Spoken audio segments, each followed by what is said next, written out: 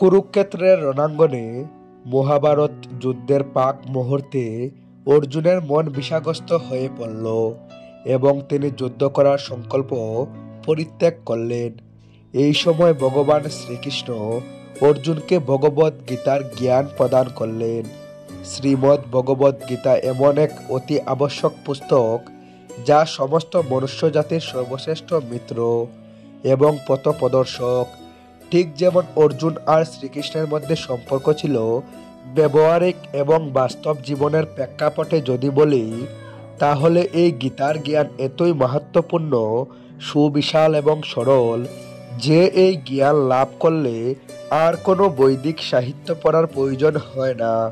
যদি আপনি এটা অনুভব করতে পারেন যে বাস্তবে আমি হলাম একটি আত্মা আর শরীর একটি আবরণ মাত্র, তাহলে আপনি নিজেকে ভগবদ গীতার প্রত্যেকটি কথাকে বিশ্বাস করা থেকে আটকাতে পারবেন না। আমরা প্রত্যেকেই হলাম একটি আত্মা স্বরূপ যা পরমাত্মারই অংশ, আর এই সংসার হলো একটি কারাগৃহের মতো যেখানে আমরা আমাদের অপরাধের শাস্তি ভোগ করার জন্যই জন্মগ্রহণ করে থাকি। আমরা যে মহামূল্য মনুষ্য জীবন লাভ করেছি, এটা আমাদের জন্য একটা সুযোগ বা পরীক্ষা, যাতে আমরা আমাদের অপরাধের প্রায়শ্চিত্ত করতে পারি। আর ভগবদ গীতা হলো সেই পুস্তক যাকে আধার করে আমরা জীবনরূপী পরীক্ষায় উত্তীর্ণ হতে পারি। গীতায় ভগবান শ্রীকৃষ্ণ যে পথ আমাদের দেখিয়েছেন তাকে অনুসরণ করলে আমরা এই জীবন মৃত্যুর চক্র থেকে মুক্ত হতে পারি। কিন্তু কলিযুগের অগ্রসর হওয়ার সাথে সাথে মানুষ আরও নিম্নস্তরে নেমে যাচ্ছে। কলিযুগের আধুনিককরণের প্রভাতে সনাতন ধর্মের মাহাত্ম্য, ঈশ্বরের অস্তিত্বের উপর বিশ্বাস এবং ধর্মীয় সংস্কৃতি ক্রমশ নষ্ট হয়ে যাচ্ছে। ভগবত ভক্তির এমন জ্ঞান মানুষের থেকে ক্রমশ দূরে সরে যাচ্ছে। এটা হলো সেই কলিযুগ যেখানে পাপ নিজের আধিপত্য বিস্তার করছে। নিজের স্বার্থ পূরণের জন্য লোক যে কোনো সীমায় নেমে যেতে পারে। ভাই নিজের ভাইকে হত্যা করতে সংকোচ করে না। মাতা পিতার জন্য সম্মানও কোথাও যেন হারিয়ে গেছে। ধন উপার্জনের জন্য মনুষ্য তার স্বাভাবিক অস্তিত্বকেই ভুলে গেছে। সে মনে করে ধন উপার্জন করে ধনী হওয়া এবং ক্ষমতা লাভ করা মনুষ্য জীবনের মূল উদ্দেশ্য। এই গুড় পাপের যুগে ভগবদ গীতা আমাদের সঠিক পথে চলতে শেখায়। কলিযুগে এরকম পরিস্থিতি হবে জেনেই ভগবান শ্রীকৃষ্ণ 5000 বছর পূর্বেই মানুষের স্বার্থে ভগবদ গীতার জ্ঞান প্রদান করেছিলেন। যে ব্যক্তি কলিযুগেও ভগবানের দেওয়া উপদেশ পালন করে, সেই ব্যক্তি ভগবত ধামে যাওয়ার জন্য অগ্রসর হয়। 18টি অধ্যায় এবং 700টি শ্লোকের মাধ্যমে ভগবান শ্রীকৃষ্ণ জীবনের এমন সব রহস্য বর্ণনা করেছেন যা জানার পর মনুষ্য এতই প্রসন্ন ও সন্তুষ্ট হয় যে সেই আনন্দ সংসারের আর কোনো কিছুতেই পাওয়া যায় না। ভগবানকে কিভাবে পাওয়া যাবে সেই কথাও ভগবদ গীতায় বলা হয়েছে। যে মহাজ্ঞান আমাদের থেকে ক্রমশ দূরে চলে যাচ্ছে তাকে পুনরায় আমাদের সামনে তুলে ধরার জন্য ভগবদ গীতার সার কথা আমি বলতে চলেছি। ভগবদ গীতার সমস্ত মহত্বপূর্ণ তত্ত্ব এই ভিডিওর মাধ্যমে উপস্থাপনা করা হবে। যদি এই পুস্তককে আপনি সর্বোত্তমভাবে জানতে চান, তাহলে এই ভিডিওটি সম্পূর্ণ দেখুন। আত্মা এবং পরমাত্মার মধ্যে সম্পর্ক কী? জীবনের মূল উদ্দেশ্য কী? মানুষ সংসারে কেন জন্মগ্রহণ করে?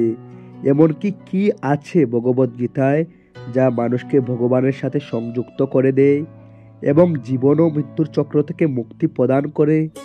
আসুন জেনে নেই এই ভিডিওর মাধ্যমে। ভগবদ গীতার অন্তিম শ্লোকে সঞ্জয় বলেছিলেন, যেখানে ভগবান শ্রীকৃষ্ণ আছেন এবং গান্ডীবধারীন অর্জুন আছেন, সেই স্থানে শ্রী বিভূতি বিজয় এবং নীতি বিরাজ করে। মহাভারতে ভগবান শ্রীকৃষ্ণ ধর্মশিক্ষা দিতে গিয়ে অর্জুনকে যখন তার ভাইদেরকেই হত্যা করতে বললেন, তখন অর্জুন কিংকর্তব্য বিমূঢ় হয়ে গেলেন। তিনি স্থির করলেন তিনি আর যুদ্ধ করবেন না।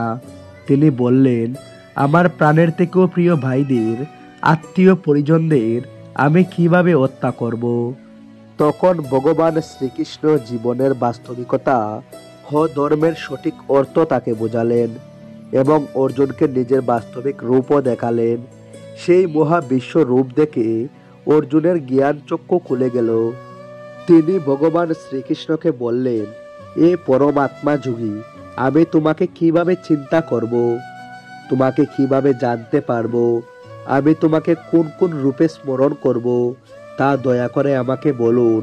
তখন ভগবান শ্রীকৃষ্ণ তার সবথেকে মুখ্য বৈভব রূপের বর্ণনা করলেন।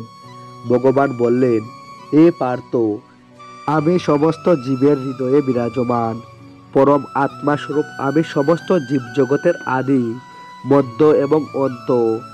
আদিত্যদের মধ্যে আমি বিষ্ণু, জ্যোতিষ্কদের মধ্যে আমি কিরণশালী সূর্য, মরুদ্দের মধ্যে আমি মরীচি, নক্ষত্রদের মধ্যে আমি চন্ড, সমস্ত বেদের মধ্যে আমি সামবেদ, সমস্ত দেবতাদের মধ্যে আমি ইন্দ্র, সমস্ত ইন্দ্রের মধ্যে আমি মন, সমস্ত প্রাণীদের মধ্যে আমি চেতনা, রুদ্রদের মধ্যে আমি শিব, চক্ষু ও রাক্ষসদের মধ্যে আমি কুবের, বসুদের মধ্যে আমি অগ্নি, পর্বতদের মধ্যে আমি সমীরু। এ পার্থ, পুরোহিতদের মধ্যে আমি প্রধান বৃহস্পতি, সেনাপতিদের মধ্যে আমি কার্তিক এবং জলাশয়ের মধ্যে আমি সমুদ্র।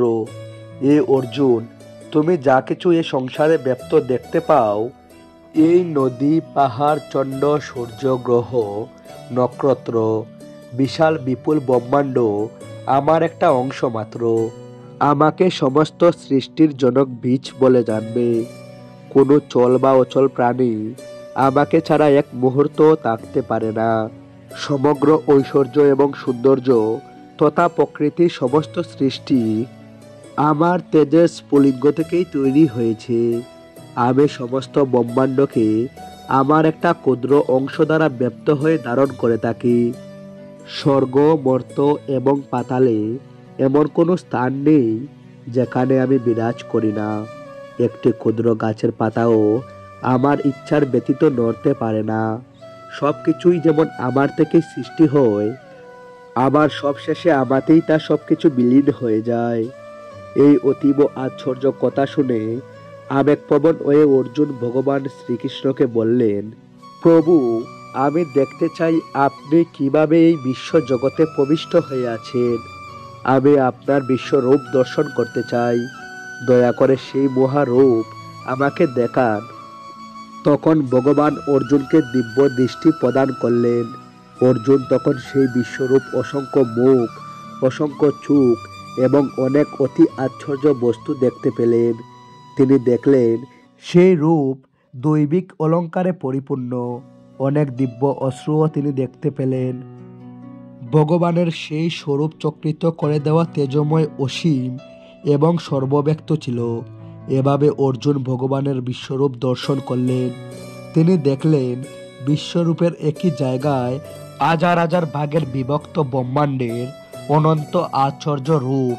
এরপর অর্জুন আজ জোর করে ভগবানকে প্রার্থনা করলেন এবং বললেন, প্রভু, আমি আপনার শরীরে সমস্ত দেবতা, অসুর, গন্ধর্ব এবং অন্যান্য বিবিধ ও জীবদের একসাথে দেখতে পাচ্ছি।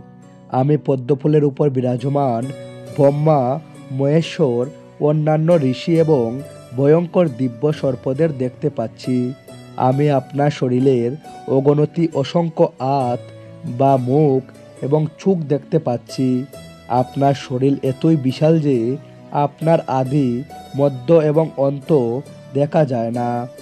আপনি এই ব্রহ্মাণ্ডের পরম আধার। আপনি অব্যয় তথা পুরাণ পুরুষ, আর আপনিই হলেন এই সনাতন ধর্মের পালনকর্তা। আপনার মহিমা অনন্ত, আপনার পূজা পদ্ধতি অসংখ্য। আপনার দুই চোখে আমি তেজপ্রত সূর্য এবং চন্দ্রকে দেখতে পাচ্ছি।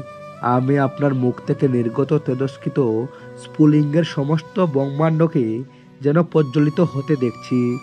ভগবান শ্রীকৃষ্ণ বললেন, যদি তুমি আমাকে লাভ করতে চাও তাহলে এই জীবনকে আমার প্রতি ভক্তিতে ব্যবহার করো। আমার ভক্তি শরীর দিয়ে নয়, বরং তোমার ভিতরে থাকা আত্মার মাধ্যমে করতে পারবে। যেমন শরীরকে তরতাজা রাখতে খাদ্যের প্রয়োজন হয়, সেরকমই আত্মাকে তরতাজা ও পবিত্র রাখতে আমার প্রতি ভক্তির প্রয়োজন হয়। যতক্ষণ তোমার মধ্যে এই ভ্রান্ত ধারণা থেকে যাবে যে তুমি হলো একটা শরীর, ততক্ষণ তুমি আমাকে লাভ করতে পারবে না। যখন তোমার এই জ্ঞান লাভ হবে যে তুমি শরীর নয়, আত্মা, তখন তুমি আমার দ্বারা পদেও জ্ঞান অর্জন করার এবং আমার প্রতি ভক্তি যুক্ত হওয়ার যোগ্য হয়ে উঠবে। এবং তখন আমার স্মরণে আসা থেকে কেউ তোমাকে নিবৃত্ত করতে পারবে না। এই সংসারে তুমি যা দেখো, শুনো, স্বাদ গ্রহণ করো, স্পর্শ করো, অনুভব করো, সেই সব কিছু আমার রচনা হলেও আমি এসব অনুভূতির বন্ধন থেকে সম্পূর্ণভাবে মুক্ত। এই সংসারে তুমি যা কিছু ইন্দ্রিয়ের দ্বারা অনুভব করো, কোনো কিছুই তোমার আত্মাকে কখনো প্রবাহিত করতে পারে না। ভগবান বলেন, এই আত্মাকে কখনো বিনষ্ট করা যায় না। ভগবদ্গীতায় তিনি বলেছেন, এই আত্মাকে কখনো অস্ত্রের দ্বারা ছেদন করা যায় না। আগুন একে পুড়াতে পারে না, বায়ু একে শুষ্ক করতে পারে না, এবং জল একে সিক্ত করতে পারে না। তিনি এটাও বলেছেন, মনুষ্য জীবনে কোনো ব্যক্তি চেষ্টা করলে তার আত্মাকে নিজেই পরমাত্মায় বিলীন করতে পারে, আর এটা সম্ভব হয় একমাত্র ভক্তির দ্বারা। এজন্যই তো বলা হয়, মনুষ্য জন্ম লাভ করা হলো সৌভাগ্যের কথা। 84 লক্ষ জড়িতের জন্মগ্রহণ করার পর মনুষ্য জন্ম লাভ হয়, আর এই জন্মতে প্রত্যেকটা ব্যক্তিকে ভিন্ন ভিন্ন পরীক্ষা দিতে হয়। যেমন মায়া ও মোহের চক্রে আবদ্ধ হয়ে একজন ব্যক্তির লোভ, অসত্য, ব্যভিচার, জুয়া ইত্যাদি আসক্তিতে আসক্ত হয় আর নিজের সাথে পরমাত্মার সম্পর্কের কথা ভুলে যায়। মনে রেখো, আত্মার সাথে পরমাত্মার সম্পর্কই হলো স্থায়ী এবং অবিচল। জাগতিক অন্য সব সম্পর্কই যেমন মাতা পিতা, স্বামী স্ত্রী, সন্তান, শত্রু, বন্ধু, জাগতিক অন্য সব সম্পর্কই যেমন মাতা পিতা, স্বামী স্ত্রী, সন্তান, শত্রু, বন্ধু, সব কিছুই অনিত্য এবং অস্থায়ী হয়। অর্থাৎ এই সম্পর্কগুলো শুধুমাত্র একটা জন্মতেই সীমাবদ্ধ থাকে। যখন ওই আত্মা অন্য শরীর ধারণ করে সব সম্পর্ক পরিবর্তন হয়ে যায়। ভগবান বলেন, আত্মা হলো স্বচ্ছন্দ স্বরূপ, সব সময় আনন্দে থাকা। আত্মাই দুনিয়ার সুখ দুঃখতে প্রবাহিত হয় না। মনুষ্য জীবনের 4 স্তম্ভ হলো ধর্ম, অর্থ, মোক্ষ এবং কাম। এই জ্ঞান যে ব্যক্তির হয়ে যায়, তার এই সংসার থেকে মুক্তি লাভ করা সুনিশ্চিত। ধর্মের অর্থ বিস্তারিতভাবে ভগবদ্গীতায় বলা হয়েছে। হিন্দু, মুসলিম, শিখ এগুলি কোনোটাই আদিধর্ম নয়। কর্ম করতে করতে ব্যক্তিকে জীবনে চলতে হবে, জীবনকে সঠিকভাবে ব্যবহার করতে হবে। শাস্ত্রে উল্লেখিত নিয়ম পালন করার সাথে সাথে জীবন কাটানোই হলো আসল ধর্ম। অর্থ বলতে ভগবান এখানে ধন সম্পত্তির কথা বলেননি। এই সংসারে আত্মা তার নিজের অস্তিত্বকে বোঝানোর কথা তিনি বলেছেন। অর্থাৎ নিজেকে জানতে পারা বা জানতে চাওয়া। এই সংসারের থেকে সকল সম্পর্ককে মূল্য দিয়ে তাদের প্রতি সঠিক কর্তব্য পালন করে সাংসারিক জীবনের সকল প্রকারের সুখ ভোগ করে জীবনরূপী পরীক্ষায় উত্তীর্ণ হয়েই নিজেকে পরমাত্মার সাথে বিলীন করে দেওয়ার নামই হলো কর্ম। তৃতীয় স্তম্ভ হলো কাম। ভগবান শ্রীকৃষ্ণ গীতায় বলেছেন, প্রত্যেক মানুষ কাম, ক্রোধ, লোভ, লালসা, অহংকার, মোহ এবং হিংসার দ্বারা পীড়িত। মনুষ্যকে এইসব মানসিক স্মৃতিগুলির উপর নিয়ন্ত্রণ রেখে জীবনযাপন করতে হবে, কারণ এইসব ভাবনার দ্বারা প্রভাবিত হয়ে পড়লে মানুষ কখনোই পরমাত্মাকে লাভ করতে পারবে না। চতুর্থ স্তম্ভ হল মোক্ষ। ভগবান শ্রীকৃষ্ণ গীতায় বলেছেন, মানুষের ইচ্ছা এবং আকাঙ্ক্ষার কারণেই এই সংসারের জন্মমৃত্যুর চক্রে তাকে বারবার ফিরে আসতে হয়। যদি কোনো ব্যক্তি লোভ, ইচ্ছা, আমিত্বকে ত্যাগ করে সাধারণ জীবনযাপন করে আর সমস্ত নিয়ম পালন করতে করতে সবশেষে আমিতেই বিলীন হয়ে যায়, তাহলে তার মোক্ষ প্রাপ্তি অবশ্যই ঘটবে। কিন্তু তার আগে আত্মাকে তার পাপ ও পুণ্যের ভিত্তিতে স্বর্গ এবং নরক ভোগ করতে হয়। যদি কোনো আত্মা স্বর্গের প্রতি আসক্ত হয়ে পড়ে, সেখানকার বৈভব ও ঐশ্বর্য দেখে বিচলিত হয়ে পড়ে, তাহলে তাকে সেখানেই থাকতে হয়। আর সেই জন্মে তার জন্য মুক্তির দরজা বন্ধ হয়ে যায়। পুনরায় মুক্তি পাবার জন্য আত্মাকে নতুন শরীর ধারণ করে পুনরায় প্রয়াস করতে হয়। যেখানে লোভ বা আকাঙ্ক্ষার জন্ম হয়ে যায় সেখানে এই প্রচেষ্টা ব্যর্থ হয়ে যায়। তখন পুনরায় জন্মগ্রহণ করে পরম আত্মাকে লাভ করার পথে সন্ধান করতে হয়। তাহলে আসুন বন্ধুরা, ভগবত গীতা জীবনের যেসব রহস্যকে বর্ণনা করে সেগুলোকে যথাযথভাবে বুঝে জীবন সার্থক করি। যদি আপনার ভগবত গীতার এই সারকথা ভালো লাগে তাহলে ভিডিওটি সবার সাথে শেয়ার করুন, যাতে এই সংসারের উপস্থিত সকল আত্মা নিজের বাস্তবিকতাকে অনুধাবন করে পরম আত্মাকে লাভ করার প্রচেষ্টায় লিপ্ত হয়ে পড়ে আর জীবন মৃত্যুর এই চক্র থেকে মুক্ত হয়ে সর্বদাই ভগবানের কাছে টাকার আনন্দ লাভ করতে পারে। তো বন্ধুরা, আজ এ পর্যন্তই। আবারও দেখা হবে অন্য আরেকটি ভিডিওতে। ততক্ষণের জন্য ভালো থাকুন, সুস্থ থাকুন। জয় শ্রীকৃষ্ণ।